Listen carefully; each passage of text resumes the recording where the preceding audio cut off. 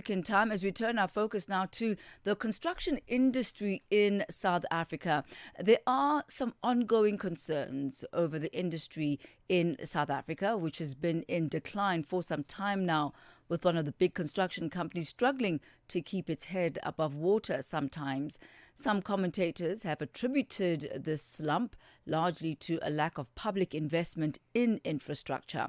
This is the story we carried for you earlier during the course of this week as we focused on Murray and Roberts, one of the big five companies in South Africa in the construction sector, who are facing potential liquidation. This is after a creditor initiated legal proceedings in the Gauteng Division of the High Court, and they're seeking a final or provisional winding up order against the company. What was quite interesting about this is the fact that Murray and Roberts did not come up to dispute this. For more, we're joined on the line by Aubrey Tshalata, the president of the National African Federation for the Building Industry, which is NAFBI. Mr. Tshalata, good to have you with us once again on African Business. Welcome. Good afternoon. Thanks for having me, Thami. So what is your reaction to the news of Murray and Roberts going into liquidation, given its really long history and the impact that it's had in South Africa's construction industry? Well, I must say from the construction industry point of view, all of us are saddened by the reality that has befallen Murray and Roberts. As you are aware, this is one of the giant companies in South Africa. They are responsible for building mega icons in our country, namely the Carlton Center, Gautrain, Sun City, Medupi Power Station, the Cape Town Stadium, and many more. So indeed, this is a sad day for the construction industry in South Africa. And how would you describe the state of the construction industry in the country when a company of that magnitude with such a history that is really, in its term of existence, provided so many jobs, but also, made great profits for themselves as a company? If a company of that magnitude can be going through a situation like this, what does that say about the rest of the industry? Thami, you are aware that not long ago, Basil Reed, one of the mega companies in South Africa, also faced challenges.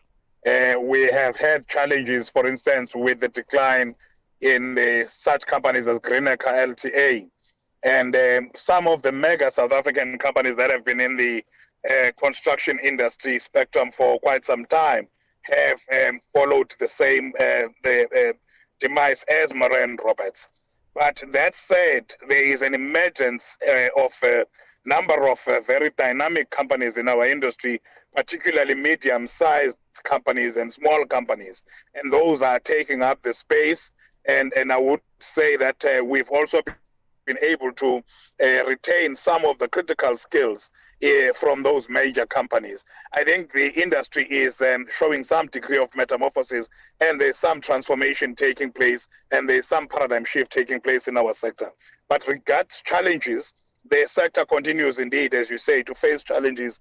One of the key challenges we continue to face is, as you say, government spending on infrastructure. The second challenge that we face, as you are aware, is the challenge of skills itself. And I think as a country, we need to invest more on skills. And lastly, we also face the challenge of community uprisings, which are labeled as the construction mafia, demonstrating on work stoppages on mega projects. And these, coupled with load shedding and other challenges in the economy, have put the industry immense strain. You've highlighted a lot of key critical issues, Mr. Tshalata, but I'm just wondering if the likes of Basil Reed, if the likes of Murray and Roberts, under these conditions, have failed and are failing and struggling to survive, what more of these smaller and medium-sized companies, which you say are emerging, that are an indicator of an industry that is in metamorphosis? Yeah, Thami, look, the industry has turned the corner. And if you study it carefully, confidence has been boosted in the industry, and that has contributed to the projected 3% increase moving towards 2027. Secondly, the infrastructure investment, particularly coming from the investment groups like the IDC and development banks like the African Development Bank and the BRICS Bank and other banks, that's also fueling positive sentiment into our industry.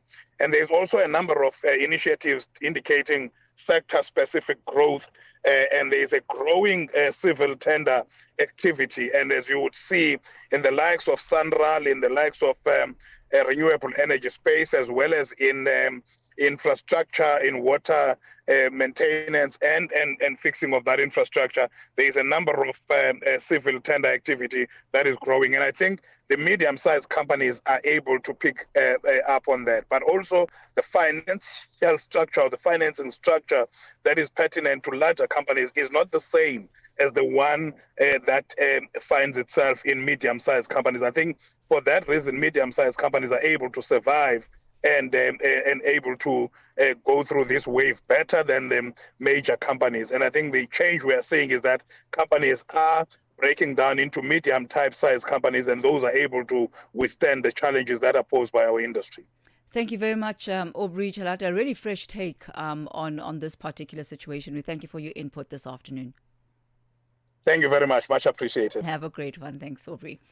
That's Aubrey Tshalata there. He's the president of the National African Federation for the Building Industry, saying, look, this is an industry that's in the midst of transformation.